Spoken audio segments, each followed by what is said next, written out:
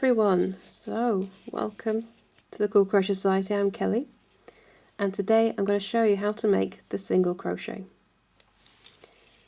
So the single crochet is one of the most basic stitches. It's the smallest stitch in crochet, and it just creates these lovely V's with the tops. That's all the single crochet is. So to make it is hook through your loop, yarn over, pull through, 2 loops on your hook, yarn over and pull through. That's it.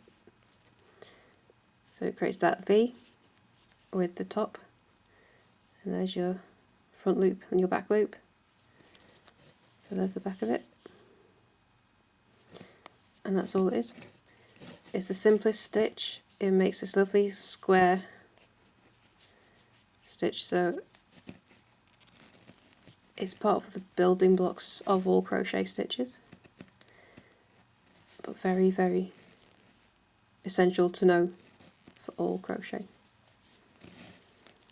And you just, so it's 2 steps, just through your stitch, yarn over, pull through, yarn over and pull through both loops, and it's as simple as that.